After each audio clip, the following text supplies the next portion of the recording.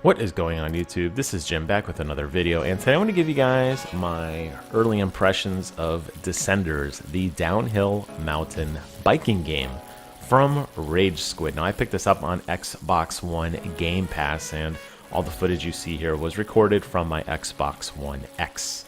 Before I get into the nitty-gritty, if you like what you see and you like this kind of content, please consider commenting, rating, and subscribing. It does help me and my channel out immensely. But with that out of the way, let's talk about Descenders. Now, if you guys have followed my channel or you know anything about me, you know that one of my absolute favorite genres in any game is roguelike games. And two key tenets of roguelike games are procedurally generated levels and modifiers that significantly impact your playthrough. Now, if you told me that you could take those two key tenets and put them in a biking game, I wouldn't have believed you, but here we are. That's exactly what you're looking at now. And what I love about this game is that it's so different playthrough to playthrough. And it does have infinite replayability solely because of that. So what exactly are you trying to do here? Well, you're trying to get to the bottom of each hill. And it's kind of up to you if you want to do crazy tricks and catch big air and do front flips and handlebar twists and all that sort of thing. Or if you just kind of want to cruise down and take your time and just see the scenery and kind of get there. Now, all the points that you earn, unfortunately, unlike other roguelike games, do not actually cash in to give you boosts or benefits to make future playthroughs better. And that's something that I was kind of disappointed about. So getting crazy points because you caught a big air, doing big tricks on these big, catching a lot of air or whatever, don't necessarily give you any better gear in terms of better tires or a better bike or more health or anything like that. All that they do is allow you to go to the store to buy cosmetic items, different colors, helmets and pants and shirts and bikes and all that sort of thing, just so you can look differently. And that's kind of a letdown. When you realize that, it does kind of take away some of the excitement of trying to do more stuff to get better points. Although there are global leaderboards, and obviously just getting a high score to show off to your friends is a reward in of itself. But I feel like a game like this could have lended itself better to that because there are some technical problems that I will talk about a little bit later.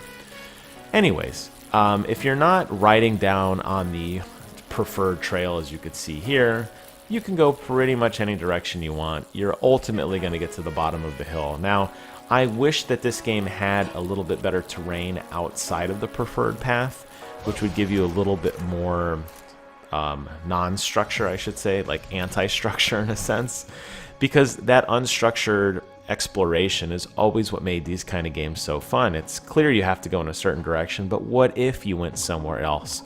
Think along the lines of Mario Kart, where you'd have those alternate paths where you could use a mushroom at a perfect place or a leaf at a perfect place and jump part of the course or get to an area that you probably shouldn't have been able to get to.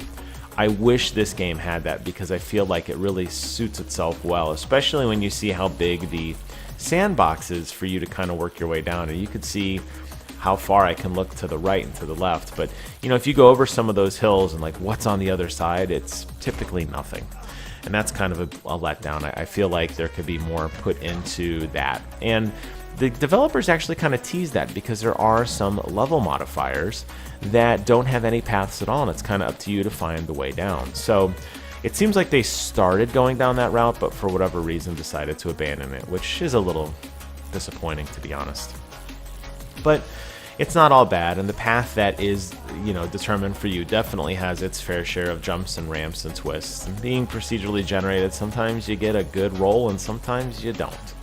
You don't have to take the path, you don't have to take the checkpoints at all. You could just ride in the grass all the way down to the final point if you want to, but you're going to miss out on points and really most of what the game is trying to do, and that fun element of finding that, finding those great jumps and hitting the ramps perfectly and getting those perfect landings for great points and great speed boosting. So I think along the lines of like Excite Bike as well, you want to hit that bottom part of the ramp just perfectly to keep your momentum at maximum. So The game is cool. There's a lot of different tricks you can do. Use your left and right analog sticks to perform tricks and flips and handlebar things and all the different bike tricks that there are in the game.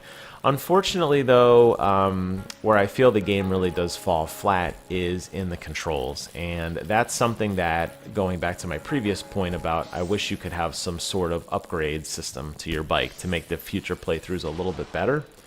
I feel like that would really have come in handy here, because the game doesn't really control as good as you think it should. Biking does feel fluid. Turning is okay. You can use the triggers to either accelerate or slow down. But the problem is the controls are somewhat twitchy at times, and they don't necessarily always feel responsive. Now, it makes sense that if you're pedaling at a very high rate of speed and you flip your analog stick slightly to the left or right, your character's probably going to jerk really hard in one direction or another. And I understand that, but unfortunately, it's these little minor corrections that you have to do where you're going to constantly find yourself counter-steering that really, I think, hurt this game because it kills your momentum. So as you're lining up for one of these big jumps, and they do have what they call boss jumps and mini boss jumps, which are ridiculously high jumps that you need to hit with a very high rate of speed to clear some crazy obstacle like highways or flames or whatever. Because you have to make these minor course corrections, you're going to lose a ton of momentum. And if you've been watching my playthrough, you've seen that there's a lot of times that it seems like I'm doing everything right, and then I have to make a minor adjustment, and my speed just absolutely tanks.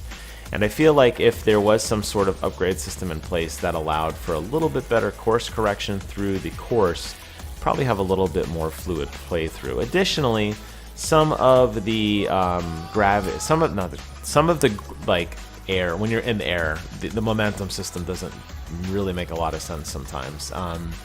And I feel like it's very easy to start to do a trick, realize you're not going to make it, and then you're basically totally screwed. So if you want to just progress, honestly, the best way to do it is just to ride and to completely ignore the tricks. But I feel like to do that really cheapens the whole idea of the game. I mean, isn't that the point of this game, to do crazy tricks and to have fun and to catch crazy air and get lots of points to, you know, impress your friends and just beat the clock, so to speak, or beat the counter? I mean, that's really what Tony Hawk's Pro Skater was based on, was that idea. But I feel like, honestly, the best way to progress through this game is to just do what I'm doing now and just cruise down the hill.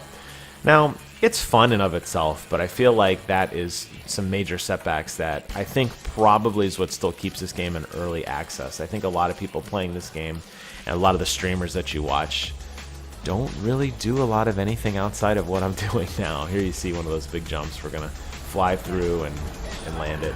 That's a pretty epic moment. That's really actually a lot of fun. So I like the game. I think it's fun. I like the modifiers. I like that depending on if you complete the bonus objectives in each level, you get more health to continue on.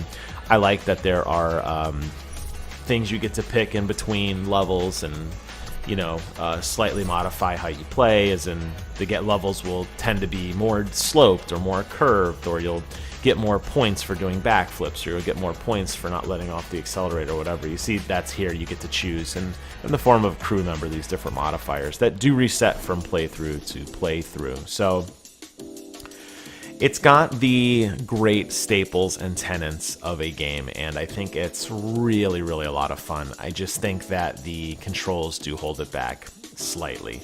Additionally, there was a lot of frame rate stuttering on my Xbox One X, especially at fast speeds, and it's kind of upsetting. I don't essentially need a 4K 60 frame a second experience, but it did chug quite a few times, and you pair that with the controls that are questionable at times, and it is extremely frustrating when the game is skipping and hiccuping and you're crashing because of performance issue and not really because of a lack of any sort of skill.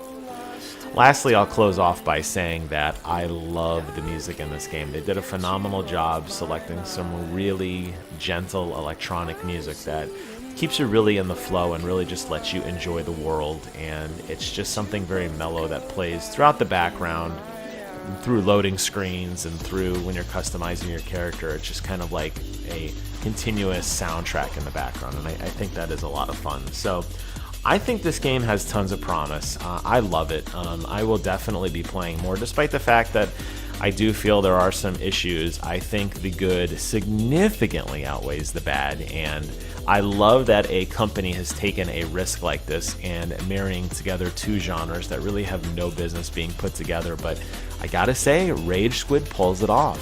They've made a roguelike bicycle racing game, and I love that.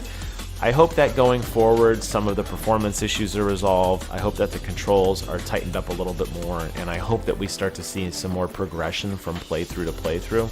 I think that'll make the game probably have more longevity, and I think that as you know, people continue to play this game and it gets more attention, I think only the sky's the limit for these guys. So I'm excited for it. I heavily endorse it. The name of the game is Descenders. Hope you guys enjoyed this video and a quick look at it. Again, if you made it this far, congratulations. You should have commented, rated, and subscribed, and I'm sure that you did. If not, that's okay too. I'll be here and making more videos. Thank you so much for watching. Take care of yourselves, and until next time, I will see you guys on the other side.